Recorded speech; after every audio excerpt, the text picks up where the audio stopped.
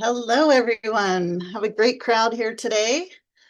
We actually had to expand our Zoom subscription to accommodate all the people that wanted to attend. Thanks for joining us.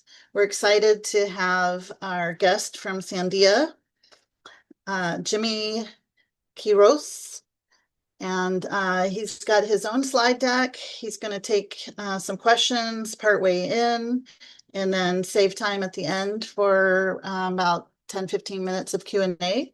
So if you'd like to start entering any questions in the chat, we welcome you to do that.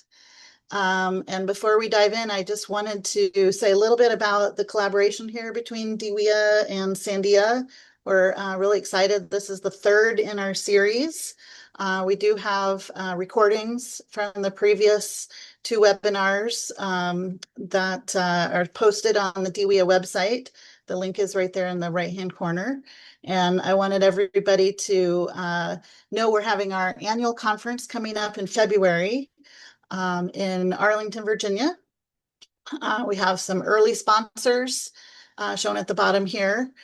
We'd love to have you all join us. And we will be talking a lot about microgrids and storage and hybrid systems, along with distributed wind. So with that, let's bring up Jimmy's slides, and I will go ahead and introduce him. Jimmy's a senior member of the technical staff for Resilient Energy and Distributed Systems Integration at Sandia National Labs. He has a master's. Do I need to stop sharing so we can get Jimmy's slides pulled up?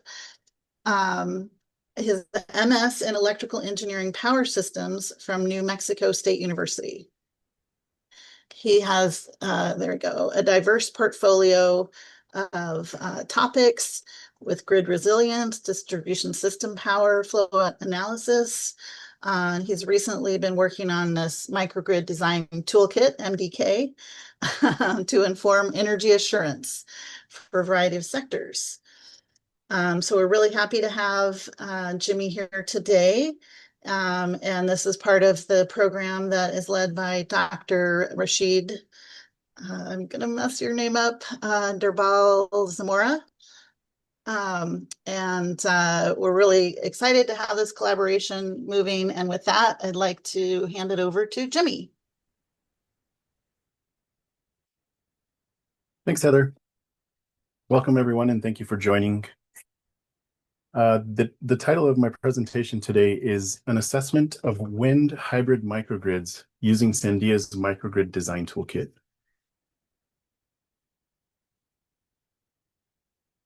Thank you, Heather, for the introduction. You covered all of this. Okay, so just for an idea of what I'll be going through today, I'll give a couple of slides on the background and introduction. Technically, I have broken the content into two aspects. One I'm calling the Hybrid Microgrid Design Analysis, and the other I'm calling the Hybrid Microgrid Spatial Analysis.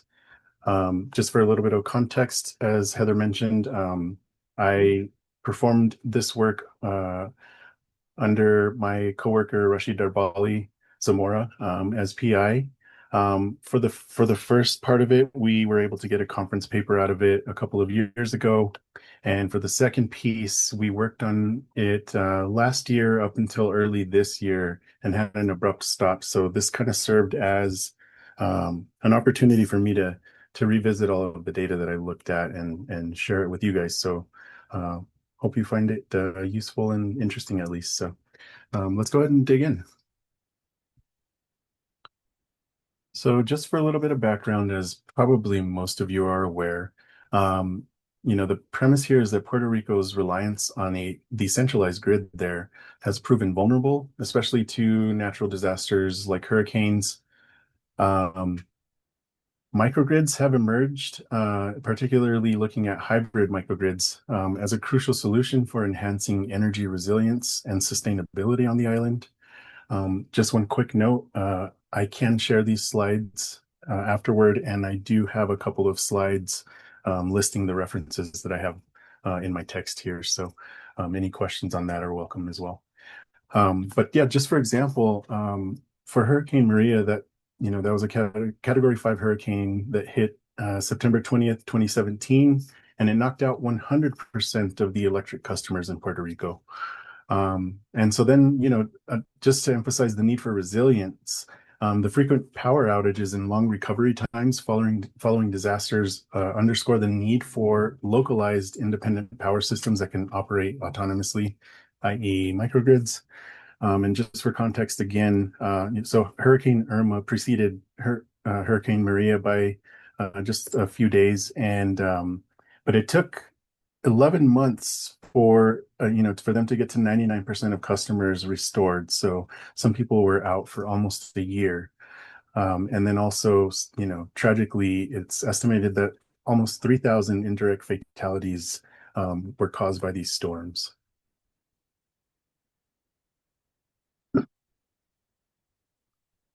Just a high-level introduction of the the situation in Puerto Rico energy-wise. It's estimated that there is about 400 megawatts of installed PV capacity in Puerto Rico. They have a very good solar irradiance resource and ease of deployment. The wind energy adoption is a little more limited at about 100 megawatts of installed capacity, but there is interest and increasing interest in investment. So diversifying the energy mix with wind supports the resilience and sustainability objectives outlined in Puerto Rico's IRP. So this study focuses on integrating wind, PV, and battery energy storage, which I'll call BESS, for conceptual hybrid microgrid designs using Sandia's Microgrid Design Toolkit, which I'll call MDT. And then additionally, we performed some spatial analysis to complement the energy and cost optimization by addressing the land use constraints for hybrid microgrids.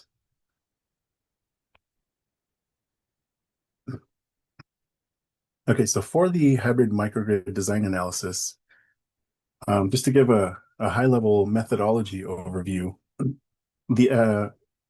at the core, we selected candidate microgrid sites utilizing, as you will see in the map figure and the table, a number of locations for which we had wind resource data for. And so we leveraged those to try to narrow down to some candidate microgrid sites for the study. And then subsequently, after we selected sites, we estimated the solar resource using NLR's PV Watts online tool. We developed some microgrid boundaries that included critical and residential loads using GIS building data and consumption factors. And then from that, which helped us estimate the energy consumption, we generated some hourly load demand profiles, which is what MDT uses. Using the NLR's REOPT tool, which has a load development feature where you can select a climate zone and different from a variety of different building types. So that was kind of the basis of our load assumptions. And from there, we performed MDT optimization for 6 cases per site, varying the wind capacity from none to 100%, combined with PV and BESS. And so just for context, also, we just for the project purposes focused on just PV, just wind, accompanied by batteries. No other generation type for this, so that we could compare the two. And then from there, we were able to evaluate the trade-offs in the best sizing, the PV and wind capacity, and the cost to identify optimal conceptual microgrids. Okay, so for the wind speed resource assessment, given all of the sites for which we had resource data for, what we decided to do is to take a commercially available turbine, the NPS 60 in this case, just arbitrarily because it was available, and using the power curve of that unit, we converted the wind speed and the wind resource data into wind energy production. And so from that, as you'll see in the lower right for each of the sites, we were able to estimate the energy production and the capacity factor for, if any of you are not familiar with that, it's a metric that quantifies the actual electricity generation of a power plant. It's calculated by dividing the annual generation um, by the product of the capacity and the number of hours. So basically, like the average over like the amount that it would have generated if it had produce nameplate capacity the entire year. And so the higher the better. The higher the better it is suited for the resource. But needless to say, from that, you'll see in the lower right plot that the Las Mareas, San Juan, and Fajardo areas were significantly higher than the rest. And so we selected those three to be the sites for our study. And just for reference for this particular turbine, we got 45%, 38%, and 34% capacity factor for this particular unit, which is pretty ideal. So from that, once we selected the regions, I guess the cities, from there we wanted to develop a hypothetical microgrid boundary. And so for each of the sites, we went in using GIS data and selected an area that would allow us to include existing critical infrastructure, such as hospitals and fire stations, police stations, and then also some residential loads. And so from there, using GIS, we measured building roof areas and taking multi-story buildings into account as well to estimate the energy consumption, as I mentioned earlier, to get some kind of, using EIA commercial building consumption guidance to create an annual energy consumption. And from there, you can use that as an input to the re-up tool to create the profiles that you will see that we used there on the right for each of the three locations. And so this is just an example of what the daily demand profiles looked like for the loads that were included in each hypothetical microgrid. And then for the solar resource assessment, we leveraged NLR's PV Watts tool. This one allows you to choose a location. They have a library of location-specific resource data that they then apply when you select a location. You give a few more inputs regarding like the array details, like the tilt and things like that. And so based on that, we produced the solar power output assumptions. And so at a high level, one thing to note though is, as you saw in the wind, it varied quite a bit. The solar across the island for at least the locations that we looked at, you'll see are pretty consistent. And so it's a capacity factor of about 20% across Puerto Rico.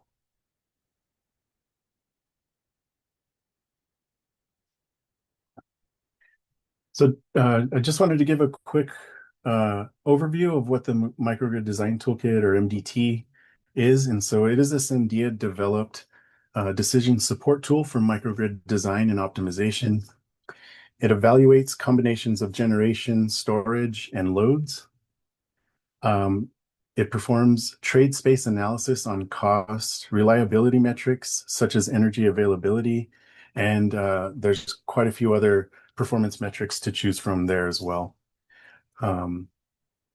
But ultimately it supports scenario-based outage and resilience assessments.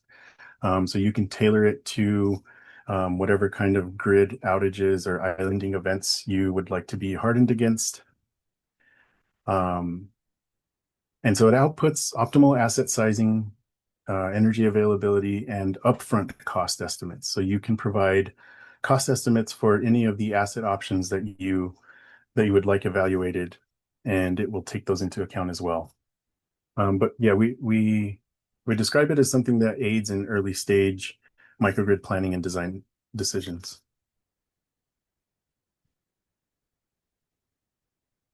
So for the MDT analysis inputs, so like I said, we evaluated 6 microgrid cases per site, varying the wind turbine capacity from 0%, which would be a case that is PV and BESS only, to 100%, which is the case of wind and BESS only. And then from there, depending on what that wind requirement was, we divided that by 5 and ended up with increments of 20%, all the way from 20% to 100. That way we could scale across a span of that wind that's needed.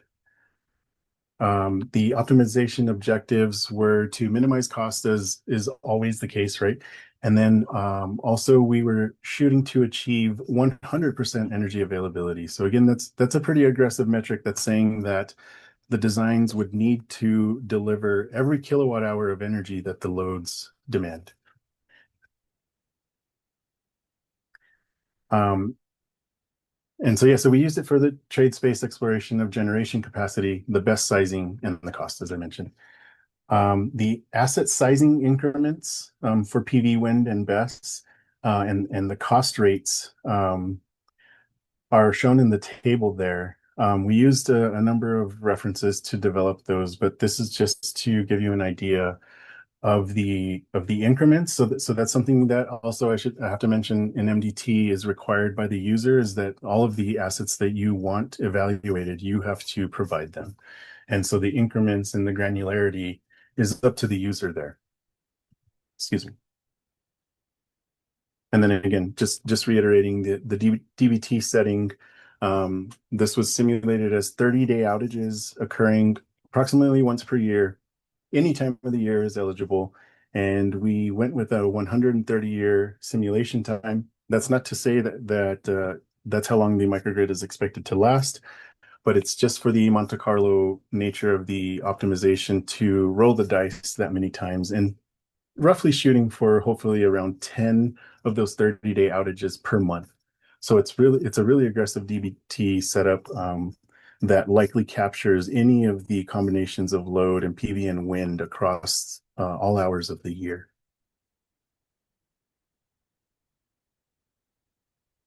Okay, so that being said, I'll jump right into the hybrid microgrid design MDT results.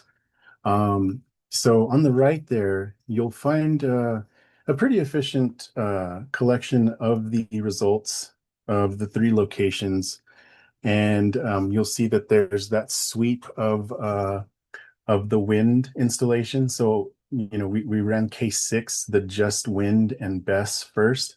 And then based on what that was, we divided it by 5 to get these 20% increments up to that. And those were fixed in the model. So, you define the wind as a fixed asset, and then you allow the solar and the BESS, the PV and the BESS to optimize beyond that. And so, yeah, so this is the PV capacity that was needed to achieve 100% energy availability across the span of those wind increments. And then the BESS also is in the kind of the yellowish orange dots there. So some of the trends that we observed is that for both Las Mareas and San Juan, which are the top and middle, you'll notice that case 2, so that's that first 20% wind case, resulted in the lowest total PV and wind capacity that was needed across the board. So that was one observation. And then secondly, also for those 2 cases, you'll notice that there is quite a significant reduction in the battery size needed when you go from just PV to the hybrid 20% case. And sometimes it continues to lower from there. And for San Juan, it kind of flattened out. But yeah, it's just interesting to see how these shook out. For Fajardo, the bottom case, technically the 40% case 3 was the lowest battery size needed, but it's not really significantly lower than the rest. And so at this site, we think, largely due to it having a lower wind resource, the benefits were not as pronounced. And so, yeah. And then, of course, obviously, wind complements PV by providing generation outside of daylight hours. So that was probably pretty quick, hopefully not too quick, but I do want to take a pause here I'm going to transition next into the second aspect, which was the spatial analysis.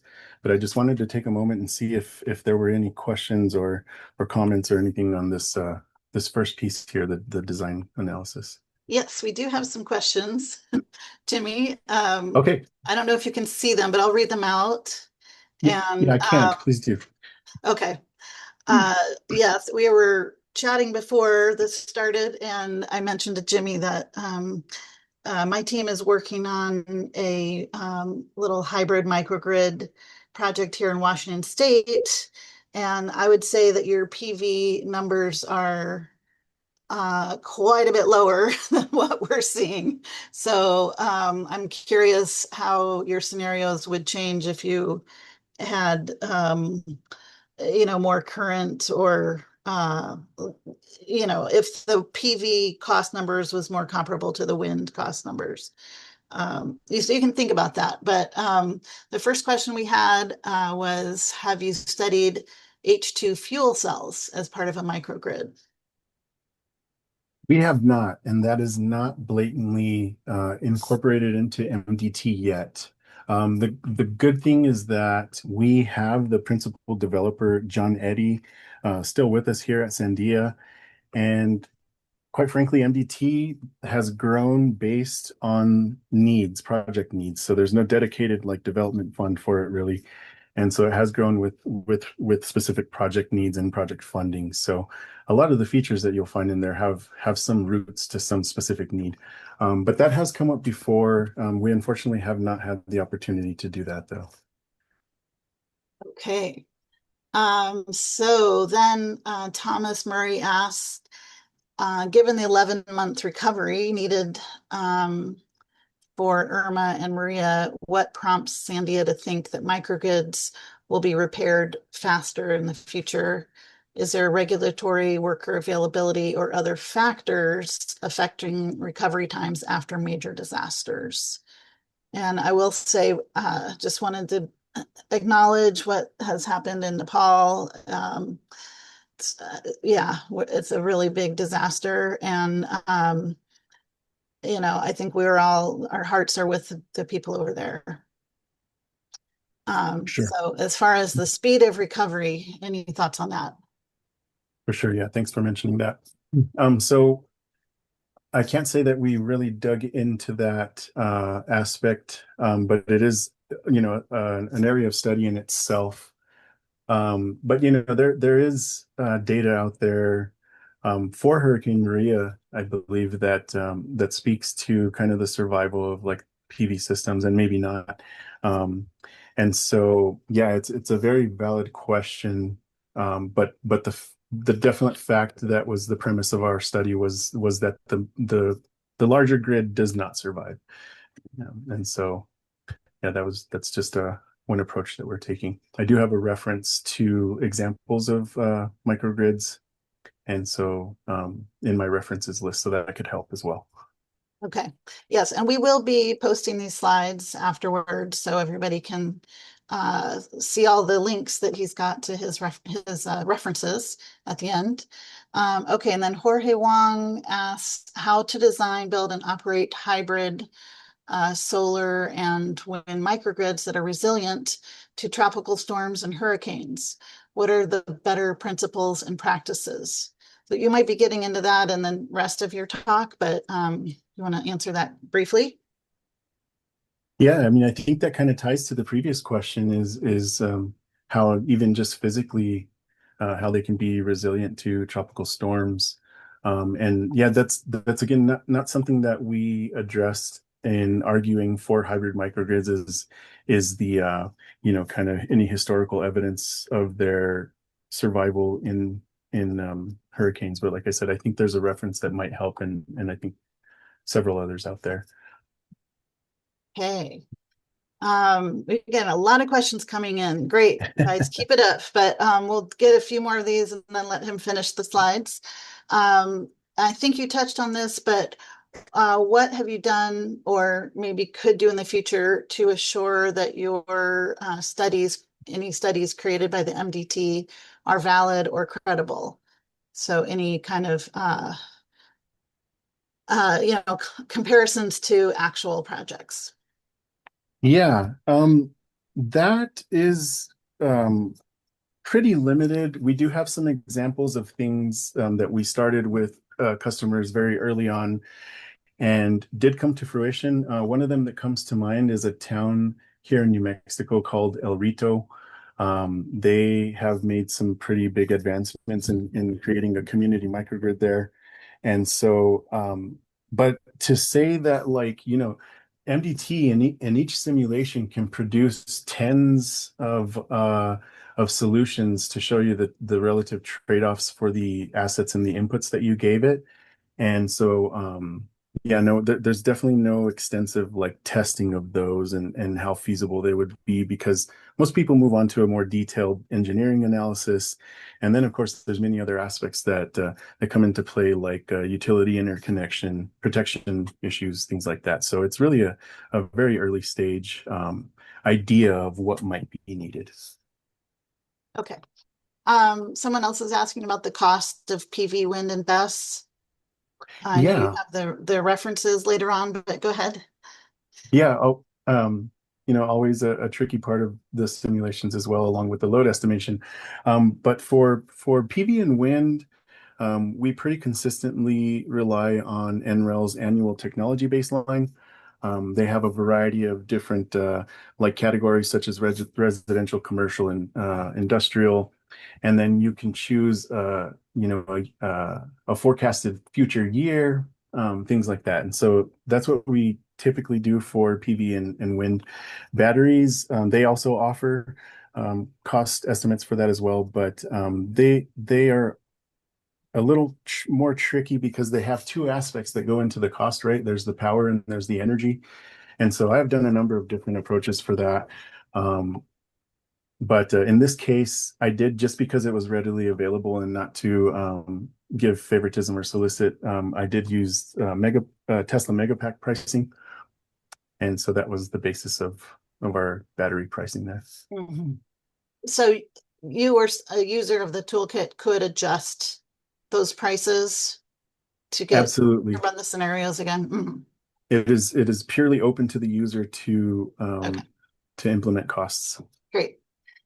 Okay, we hope that you can continue this work. I know you said it's on hold, but some of those Yeah. things might be good to check out. I think from the wind perspective, especially to see that wind and PV costs coming a little more level to each other. Yeah, So Ahmed asks, does it consider line loss and voltage constraints? it does not. I will Okay, mention that MDT does have a DC power flow feature that you can enable and input the parameters that are necessary, but it is DC. But no, as far as like AC power flow, it does not incorporate that. okay. That is a big aspect for sure. Future, lots of follow-up steps. So someone asked about this slide that's up right now. There's a spike on your battery, I think, on the top and bottom, um, on the rightmost wind bar, and why, what's going on there, especially compared to the one in the middle. Just a different resource. Yeah, I'm guessing it's the bottom right one for Fajardo. And yeah, it just shook out to need a lot more wind when it came to just the wind with batteries. So um, Or it needed more battery for the wind. yeah, yeah. Okay. Once the PV was gone, that there's assumed coincidences at play here that even if you got historical data, there's nothing that says that that's exactly how it's going to happen in the future. So there's always a little bit of estimation and crystal ball attempting here. Sure thing. Okay. Um, Johan asks, how can you use this with existing wind park data? Hmm. So maybe if you had more, site specific breakdowns of, daily and seasonal variations of the wind resource. Yeah, that's a good question. I mean, maybe the reverse of it is that we could use wind farm data to to help inform the profiles that we assume. But otherwise, yeah, I mean, MDT can be used kind of in a calculator mode to give some numerical resiliency metric to an existing system. I don't know if Okay, that could be leveraged. we're going to rapid fire some of these questions. Yeah, no problem. So someone's asking about the Moss Landing energy storage best fire. Due to that, is Puerto Rico going to limit best locations in urban areas? Interesting. I do not know. Yeah, I imagine there's going to be a lot of pressure against large Yeah, battery systems in urban areas in general. But okay. Jim Duffy, the relative costs of wind and solar seem contrary. Okay, we talked about this to what is experienced in the market. So personally, I guess, do we really believe that wind costs 5 to 6 times what solar costs? I would say personally, I don't think that's accurate. I think they're pretty much on par on a kilowatt basis. But Jimmy, what are you seeing out there? yeah. I simply have to say that that was just a reliance on NLR's ATB, and this, keep in mind that some of this was done a couple of years ago, so that may have Right. flattened. I don't know that they've released one too recently. The 2024 is the last I was aware of, but Ah, yeah. yeah, we're seeing definitely some increases with the tariffs. Um, and Padma, hello. And she asks, have you studied grid-tied microgrids as well for demand benefits like peak shaving? That is definitely another very important aspect. MDT can do that. It's a totally different side of MDT that can study what we call blue sky grid connected. And so, yes, we have done that. But what I'm doing and what I'm showing today is purely focused on microgrid islanding events. Okay. I'm going to come back to some of these questions after you do the rest of your slide. Okay. But someone asked if is the MDT open source? No, it is not open source, but it is publicly available. Publicly available. Great. And I will say, I guess in terms of flexibility, just a quick mention that it does have, Python interface capabilities, which do give it a lot of flexibility. Okay. Um, so, okay. Curious how BESS can be modeled. Is it based on curtailment arbitrage from the wind PV, or is there a fixed cycling input? Good question. Definitely not a fixed cycling input in these cases. And being that it's just these intermittent resources and battery, MDT is having to navigate charging the battery and discharging it. So yeah, that's the simplicity of what's going on here. Okay. Well, I know you said you have another 10 slides or so, so let's get back to that and feel free to keep typing more questions in here.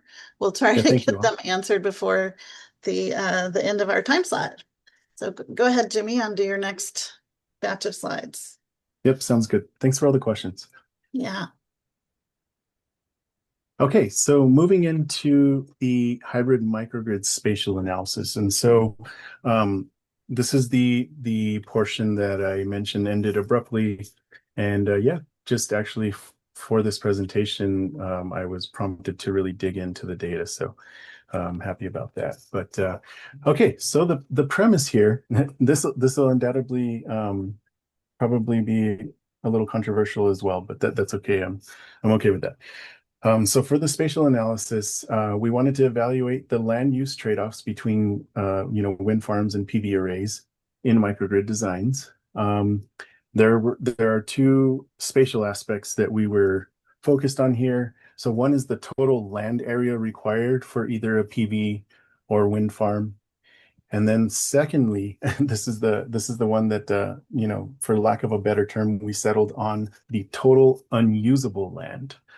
So this is the land area required for the turbine foundations versus the PV land footprint. So I do want to make clear that the the uh, the assumption here is that a solar array is completely unusable. I know that there are uses out there like grazing and perhaps even like low sunlight crops. But we are assuming here that the PV array area is totally unusable land, and that for a wind farm, it's a little more flexible, and we're considering that the unusable land is only attributed to the actual wind turbine foundations themselves, but everything in between them could be used for other purposes. So, and of course here, under the Puerto Rico portfolio of projects, this was important because it's Puerto Rico and they don't have a huge abundance of land, right? So, all right, so digging into this. Okay, so the premise here, as previously it was, the locations for which we had wind resource data. For this one, we actually had we collaborated with NLR, and we obtained the wind turbine foundation areas for 3 different turbines that are installed on their site.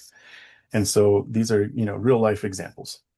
And so we use that as the foundation for this spatial analysis. And so we called these a small, medium, and large turbine. They're anonymized here. Probably some people could figure out which ones they are, but needless to say, we have this foundation area in square meters for each of them, and power ratings. And so we wanted to leverage that, put that into MDT, and do some spatial comparisons. Yeah, I do want to make sure that it's clear that we did not, for, again, controversial, but for the wind farms, we did not include an estimate of how much access roads are take up, land, and then substations, O&M buildings, things like that. It's just the turbine foundations. Then we also know that, these turbines, perhaps installed in a different area, would not necessarily always have this foundation area, because the foundation varies on things like site soil, the wind capture, which depends on the rotor diameter, the hub height, and the wind resource characteristics, wind speed, things like that. So, okay. So I also did quite a range of cases for this study, but I first wanted to kind of dial down into a specific case so that we could talk about some of the things that we focused on, and then I'll go at a little higher level of the findings across the board. So for this one, like I mentioned in the previous study, we did a hypothetical microgrid for Las Mareas. We wanted to dial down from that microgrid to a smaller load because it matched these turbine capacities a little better. We didn't want to end up with, needing 100 of the small ones or something like that. So we dialed down to a fire station in Las Mareas. It has close to a 30 kilowatt peak demand, a little over 100 megawatt hours annual energy per our estimates. And the wind and solar resource profile assumptions were done similarly to the previous study. And then here on the right again, it's something that came up a lot in the questions, but you'll see that, again, referencing the NLR ATB, here's the PV and the wind costs. It turns out that by the thresholds in the ATB, the small turbine fell under the residential wind cost rate, and then the medium and large fell in the commercial range. So small difference in cost there, but did have an impact. And then again, for the BESS, just because it's readily available, we took like a fourth of I think it was some fraction of a mega pack from Tesla's website, and we added 30%, just throwing a dart at the wall of like an installation cost. So all of that does matter. We do realize that. But yeah, we had to settle on something for the study, and yeah, it allows it to at least be relative, right? If that's what it is across the board. Oh yeah, and then for PV, just for reference, we assumed 4 acres per megawatt for the footprint.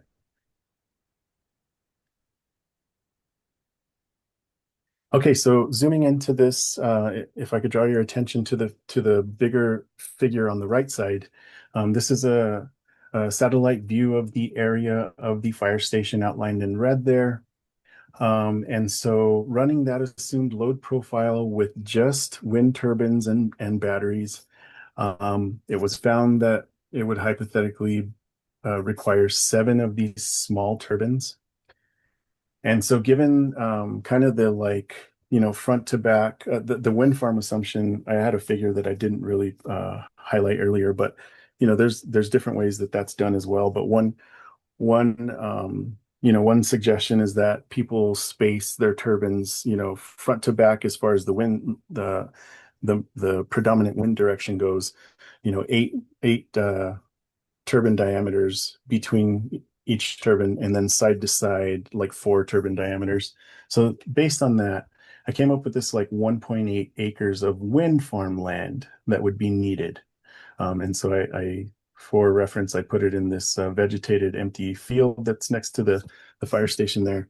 But then zooming down to the cumulative wind turbine foundation area, i.e. the unusable land that we're referencing here, from those 7 turbines, that's what you would see over here in the baseball diamond, which is equivalent to about a square from home plate diagonal down to the pitcher's mound. And that turned out to be about 2% of the total wind farm area, again, per our assumptions. So moving on from that to compare to PV, which is what we wanted to do here. When running this fire station with just PV and batteries, it turned out that it needed 90 kilowatts of PV to serve at 100%. Again, very, very aggressive. But just for the sake of comparison, we found that in essence, when we're speaking of this unusable land that we're talking about, the wind farm was about 10% of the unusable land of the PV array.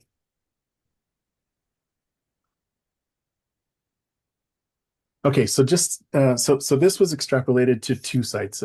We only did 2 sites here. And so I looked at like I mentioned, Las Mareas fire station for comparison, to use a different location with different wind resource, slightly different solar resource. We found a school in the San Juan area that, as you can see in that top table, had similarly sized load characteristics, peak demand and the annual energy, a little bit different, but chosen because it was pretty close. And so all of the wind turbine types, the small, medium, and large, were simulated for each of the 2 locations. And like I mentioned in the previous study, we started with a baseline wind case, so just wind and batteries. But this time, instead of doing like the 20% increments, because we used actual wind turbine sizes, simulating like actual wind turbines, these small, medium, and large in MDT. Instead, like if the Las Mareas small, like I showed previously, required 7 turbines, I went ahead and studied, reducing them by 1 all the way down to 0, which would be the case with just PV. Hopefully that makes sense, but you'll see in a subsequent slide the scale of what that looks like. So yeah, and the other thing that I wanted to focus on here, I keep mentioning that targeting a 100% energy availability, given the assumptions that you make on your hourly load demand, your hourly PV output, your hourly wind output. I mentioned that it's pretty aggressive. There's outliers within each of those in themselves, and then not to mention the outliers within the coincidence of all of them. So I wanted to showcase less than 100% energy availability. I settled on 96 because it was seemed to be a common solution that was provided across the board. So something as close to 96 as I could find. And so you'll see that in some of the high level results here. So please don't think you have to absorb everything here, but at a high level, this just gives you an idea. So along the top 2 figures, I'm sorry, those pertain to the Las Mareas fire station. The bottom 2 figures pertain to the San Juan school. The left 2 figures are the solutions that met the 100% energy availability, and the right figures are the 96% energy availability solutions. And so along the x-axis, those are all of the cases that were run. for both locations for the small, medium, and large turbines.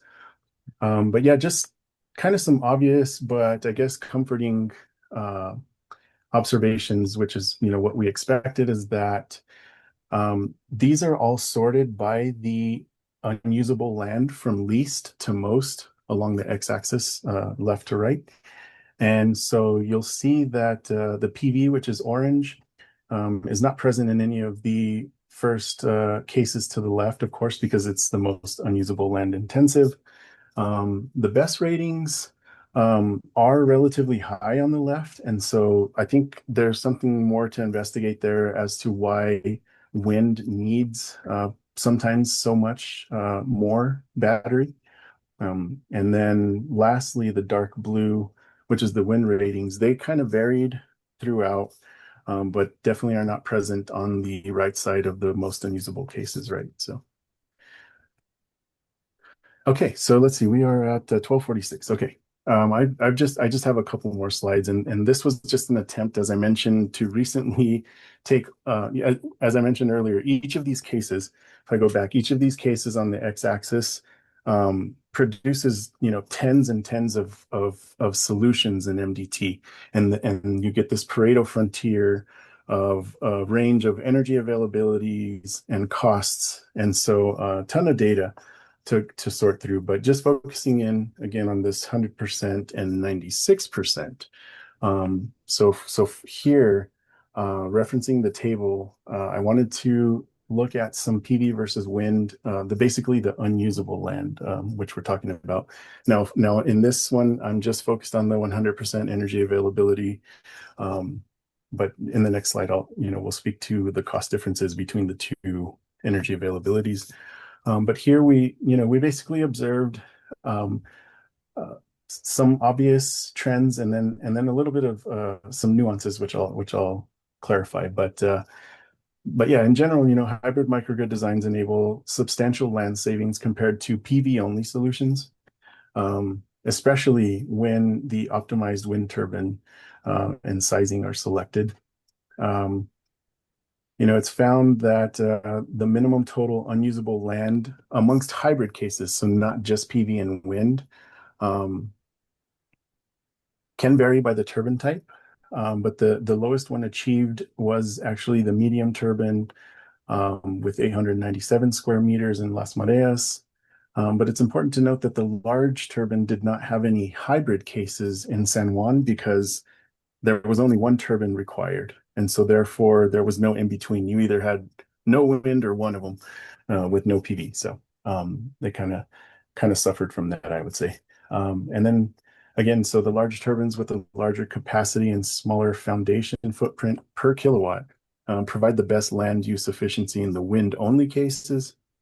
And then Las Mareas, having the better wind resource, showed lower total unusable land because the wind turbines were able to fill in more gaps and need less PV and batteries. So again, kind of obvious, but encouraging that that's what we were able to get out of our simulations. So again, and then here lastly, for 1248. Okay, here lastly, I wanted to kind of focus in on the cost again, considering the assumptions that we made. But that being said, just kind of for relative comparison, looking at 100% to 96% energy availability. So this is a 4% reduction in this metric, performance metric, right? We found that even, in the Las Mareas small case, which was the highest reduction, we found a 28% savings from 100% to 96%. And so that has been a topic for us that for almost all of the time that we've been using MDT is just this observation of the exponential growth in cost as you approach 100% energy availability. And so we're trying to dig into a more statistical analysis of maybe some guidance on what is the optimal energy availability to choose based on your assumptions and all these outliers. But there are significant savings to be found there, and that's usually the case. The small turbines show the largest absolute and percentage savings. This is due to their smaller incremental sizing, so it was able to size the microgrid more with more granularity because of the small turbines. So that's kind of a nuance of our simulations here. And then the same goes for the large turbines. So that's kind of the flip side of it. Um, let's see, any of these other points. The stronger wind resource area was did show greater savings for the same reason that it showed um, the unusable land reductions in the previous. Um, and yeah, I think those are the main, it's kind of obvious that a reduced battery and PV sizing um, is what the cost savings are attributed to. And yeah, the main thing is that there's critical trade-offs between resilience and cost in microgrid designs. Okay, so that concludes my technical presentation. Okay. And Jimmy, I know you had a couple more slides showing your references. You could Yes, just let me slowly just, scroll through those. Okay. yes. Okay, oops. While we're doing I the have a lag. Q&A. Yeah, Mm-hmm. definitely. I think some of these could help with some questions, hopefully. Definitely. And And someone then, asked about the slides and the recording and all that. And so if you're able to navigate to the answers, I did post the links to where we have the slides and recordings from our first two webinars in this series. So we're going to create a landing page on the DWEA website that'll be pretty obvious from the home page, where we will have the materials from today's webinar. Um, okay, great. it takes a little bit, I think, for approvals and releases, but then hopefully there'll be some news articles and all that about your work. Yeah, So sounds good. My slides themselves are approved per Sandia to already be shared. So yeah. perfect. And thank you, Rashid, for helping answer some of the questions. We'd be happy to unmute you as well if you want. So we've got 10 more questions here. Okay, and this one was entered before you did the second half, but do you want to talk a little more about the optimization methods that you've used? So in terms of like the user interface for MDT, um, there's quite a number of different optimization categories, such as like load service, renewable utilization. There's quite a few. And so here, as far as the optimizations that were used, as I mentioned, it was just simply cost minimization and energy availability. But one other one that I'd like to mention in terms of load performance is that instead of energy availability, which is a percentage, it might be easier for some people to use our maximum downtime parameter. And that for that, you can say that like for any outage, for a 30-day outage, I do not want my load to be down for any more than 6 hours or something. And so it can design to that.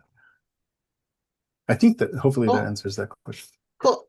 Yes. Okay. The next one here, I think, is just a comment about a new building code that was put in place after Maria that all PV and DG need to comply with. Um, so if you're interested in working in Puerto Rico, I guess make sure that you understand all of those Yeah. Okay. requirements.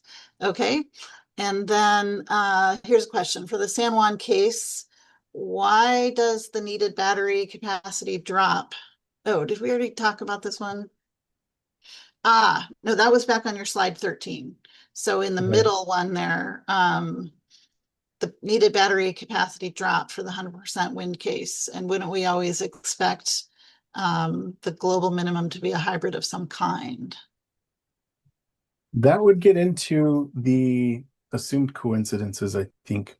Um, I will mention that MDT does not offer a post simulation look at like a temporal event history to see like what happened, what PV and battery were doing, and when the load. So that would help, but I would say that that's just attributed to the coincidence that was assumed in some way.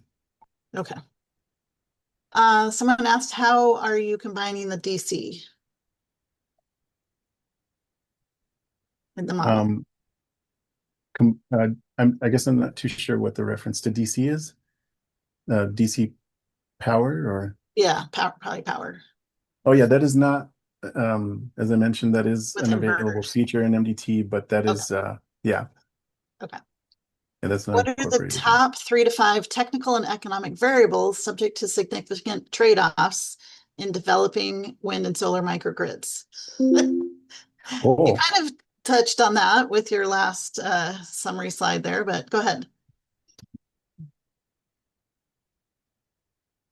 yeah, that's it seems like it's a really good question, but at least for what we looked at, I think addressing this The land use and the, yeah, yeah. much obviously the better the wind resource, the more significant like unused land and cost savings we saw. Um, but yeah, technical and economic variables. Um, yeah, I mean the land use, of course, is always one as well. I think we're going to have some follow-up webinars on these topics. Yeah, These are good great. questions. Agree. Someone says that the people of Puerto Rico are very pro-renewable and storage, so probably less pushback on battery systems, but of course, within safety regulations and all that. Uh, Right. Someone's asking, well, I don't think Sandia does this, but do we know who provides on-site training to design, build, and operate hybrid solar and wind microgrids? I'm sure there's some DWEA members who can address that. You can go ahead and type your answer into the Q&A there if you'd like to address that question. Yeah, Uh, I don't. mhm, go ahead. I was just going to say I don't know if Rashid was able to get off, but I think he spends a little more time on operations issues. Okay. Great. That's a good point. Jim Duffy, I think that slide said megawatt hours, right? The 104 megawatt hours in a year. So Uh-huh. he's just wondering about, your large wind turbine, I think was 100 kilowatts. So could you study even larger wind turbines with this tool? Yeah, Like an absolutely. EWT single megawatt or that kind of thing. Mhm. Yeah, absolutely. So he's saying that would decrease the amount of land occupied as well. Okay, Yeah, Trevor. definitely. There's a lot that goes into wind because they have their own unique power curves, and so and the wind resource varies by height as well, and so yeah, that Yeah. can turn into a matrix really quick. Trevor just points out that having fewer larger machines might be more cost effective than more of the 15 kilowatts, but I think he pointed out that with the land constraints, sometimes fitting in the smaller turbines is a little easier within the space available. So that's one of those trade-offs. Is that what you were pointing out, Jimmy? Yeah, potentially. And the other thing though that I mentioned that we found kind of as a side effect of this is that the smaller turbines did benefit from being able to increment by smaller with more granularity and maybe fit the PV and BESS a little bit better than like incrementing by 60 for the large one. So yeah, that's definitely an important aspect to consider. Okay. I see we're just about to the top of the hour. We have 5 or so more questions here.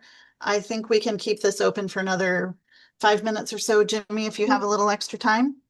That's perfectly fine with me. Yeah. Okay. I'm gonna jump to the wind ones first. So Michael asked, did the unusable land area around the turbines include restrictions due to things like zoning? Usually with wind, there are required setbacks in local zoning codes here in the United States. So did you take that into consideration? Hi, Mike. Great question. No, we did not. This was just a very nascent first step of like just considering the foundation. But yes, that is a great point. It's likely that maybe you cannot farm up to the foundation. So yeah. Mhm. Okay, and what was your assumption for the annual utility rate increase?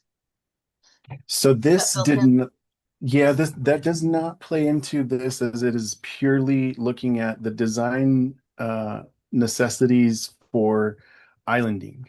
And and so it does not take the utility connection into account. That's a whole different aspect and a very important one as well, of course, in the economics. But Okay, do you have a tutorial on using the MDT? yes, we do. And Nice. it is Actually, that number 8, is that include your reference there at the bottom of the slide? that is exactly it. Great. Yep, you click on that, and I actually for better or for worse, I voiced over some video tutorials that are available on the website as well. And Sweet. we are always open to people reaching out to us with questions, both John and I. So feel free. Okay, and John's last name, if I missed it, EDDY Eddie. Eddie. Okay, so he's your coworker there. And then Raj asks, do water electrolyzers using solar to generate hydrogen, can you use it as a storage medium and use it in the microgrid design? I have never tried to characterize them and Okay. and model them, but it is likely if they can be treated like a traditional battery, because MDT takes into account the charging and discharging capacity, the storage capacity, and then maximum and minimum state of charge, things like that. So if it could be characterized with those parameters, you could use it right away. But I'm not too sure. It may have Okay. other parameters that are necessary. Okay. And I think this might be the last question. Great question, Paul Rowan. Is there a relationship between the number of wind turbines and resiliency? So I'm guessing if there was just one and it had a maintenance issue, so have you thought about the benefit of having multiple wind turbines to increase the resiliency? Oh, yeah, no, I have not. I actually initially read that maybe as a correlation between the number of turbines and the resiliency metric, which we used, which was energy availability. Hmm. But that would be something that we potentially have the data for, because like I mentioned, each of those simulations gives you a whole range of designs from like 100% to 0% energy availability. So you can climb through those and try to extract any trends between, like especially the cost as well, but the energy availability and adding a turbine might bump it up, and you can see that trend. So, but we did not get a chance to dig into that. Okay. I'm sharing my screen again now, and that's a good lead in to Jimmy. We would love to have you present more on these topics if have new thoughts next February at our annual conference in Arlington, Virginia. Save the date. We've got a little calendar item you can click on our homepage there at the top. And just wanted to thank Sandia for doing this webinar series with DWEA. Of course, U.S. Department of Energy for funding this work in the first place. And we have a few sponsors already lined up for our conference, and we'd certainly encourage more companies to come on board. And love to see you in February. So we don't have our next webinar date set quite yet, but we will send out, watch your emails to everybody who registered today. We'll send out a notification. And until next time, appreciate you being here. Thanks, everybody. Thank you, Heather. Thanks, everyone. Have a good day.